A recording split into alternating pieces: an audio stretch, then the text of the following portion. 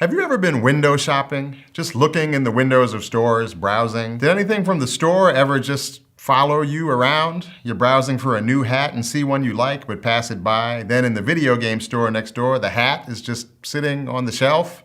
And in the clothing store after that, looking at you, following you. Last episode, we talked about advertising and the long history of techniques for getting us to buy things. In today's episode, we're looking at what happens when those techniques move online, where you might be followed much more than you think. In the olden days, before online shopping, stores didn't know what you were looking at. They couldn't track your shopping habits and then place advertisements for stuff you like wherever you went. Hats were just hats. They couldn't follow you around. Traditional advertisements were contextual. They were put in specific places or contexts where advertisers expected people to be. Commercials during must-see TV, billboards along traffic-filled highways, pages in popular magazines, places with lots of eyes and people with nothing else to do. Advertisers had to jam all of the persuasive techniques and logical fallacies they could into expensive ads and then hope the right people would see. But that was before the internet and smartphones and social media and geolocation and cookies and pop-up ads and ad blockers and yeah, it's about to get scary.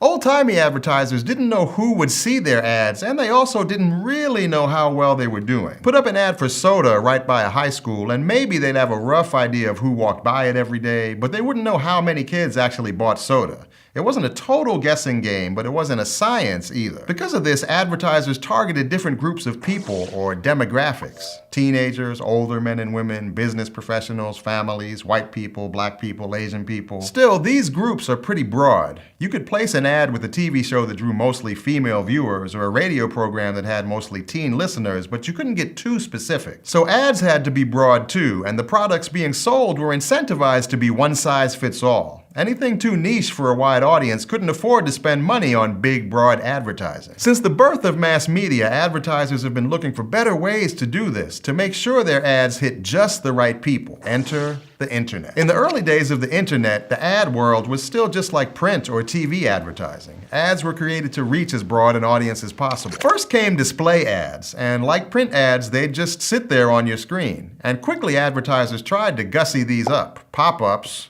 the worst, and animated ads. Everything to get attention. But the real innovation was turning ads into links. What happens when an ad is a link? It's convenient. See an ad for a hat? Click. Bam, you're at hatstore.com. But also that means hatstore.com can count how many times that link was clicked. Advertisers no longer had to estimate how many eyes saw their ads or what they did in response. And for a while, the click-through was an unstoppable measurement tool. This brings us to the web cookie, which made these ads even stronger. Cookies are like little breadcrumbs that websites and apps place on your device. They follow you around the web and report back on your habits. Suddenly, advertisers could track who was clicking on those ads and where they'd go next. Did they browse the site? Did they download a coupon? Did they buy something?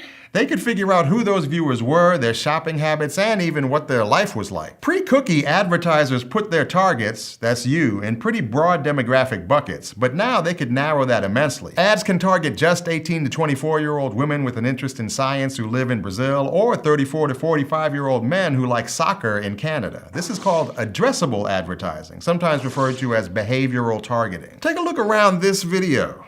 Are you seeing any ads? If so, are they things you're interested in? That might be because YouTube is using cookies to display what it thinks you want to see. Your recommended videos work that way too. Every time you use your phone or computer, you're leaving data breadcrumb trails. The websites you visit log your IP address, a unique set of numbers used to identify your computer as you browse the web. There are other kinds of unique identifiers too. They can track what kind of device you're using, where you are, how fast your internet is, who else you follow, all kinds of stuff. You may be thinking, isn't getting better music recommendations and seeing actually relevant ads worth a few cookie crumbs? The problem is the websites and apps you do trust to use your data trails don't keep it to themselves. Let's take a deeper look at this in the thought bubble. When you open up a new app or website or log into a social network, you'll often come across some terms and conditions. Sometimes they're called the terms of service. These are the rules of the road. The company is telling you what you can and can't do in the app, like use it to commit a crime or share stolen work. But they're also telling you what they they will and won't do. Most of the time when we create a new account like this, we just check the box to accept the terms and conditions and move on. But companies know we don't read those ridiculous documents. Research even shows it would take us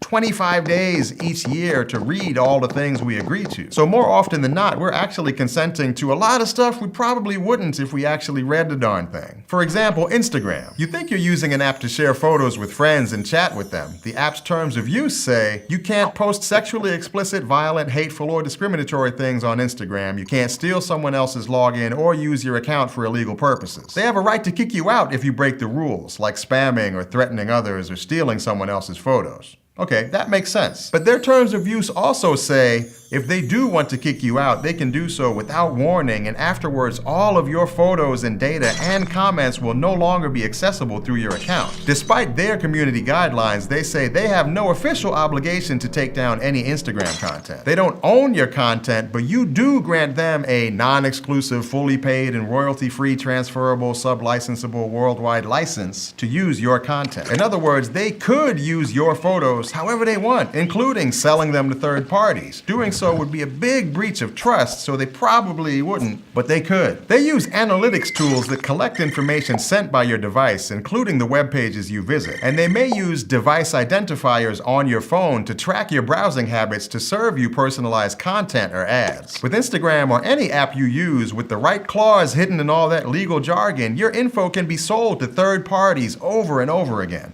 Then advertisers can sell you more, better targeted ads. So when you absentmindedly check the box to accept God knows what terms and conditions, you're often also signing away your right to privacy. Right now, that info mainly goes to advertisers, but you can see how our ambivalent attitude around privacy could make us vulnerable to bad actors, or, say, foreign influence on things like, presidential elections. Thanks, Thought Bubble. Data tracking isn't just used to serve you personalized ads either. It can actually determine what kind of content you see elsewhere. When we browse Amazon or Netflix, they provide us with suggestions based on stuff we've already seen. These recommendation engines, in a way, are advertisements. It's showing you one show or product over another, and by extension, hiding others. The companies that use them certainly say they're just being helpful, but these can actually limit our options and keep us boxed into the things big corporations want us to see. There are many different kinds of low-key ads, but two really common ones are easy to overlook. The first is sponsored content. Sponsored content can mean anything from an Instagram post to a documentary that an advertiser paid to make and publish. It may not be obviously selling anything, like an article about taking care of your car, but paid for by a car company with its logo at the top.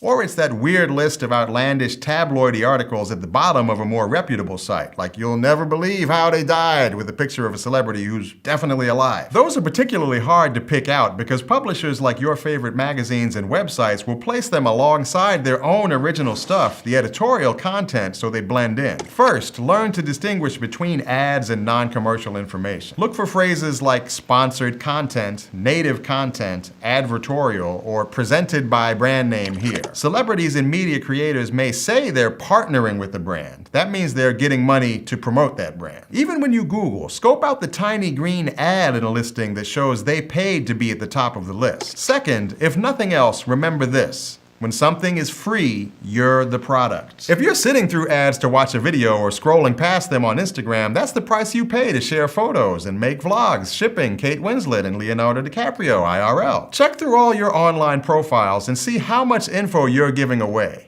Head to the settings on your phone and turn off geolocation features and microphone access wherever you can. And next time you create an account, think twice about handing over any personal info. Create a dummy email address for that stuff if you have to. Finally, know that nothing ever goes away online. Sure, the internet may forget about your embarrassing photos and snaps may disappear, but when you're online, you're being tracked. It sounds scary because it is. The best way to navigate this hyper-targeted media environment would be to, log off forever. But we know you're not going to do that. That's why you're here with us today. The next best thing is to be hyper-vigilant about what information you share online and minimize it whenever you can. Be wary of anything that seems free because chances are you're paying for it with your attention and your life story. Right now, the biggest internet and tech companies make the rules, and we all follow along because we don't like to read long legal documents.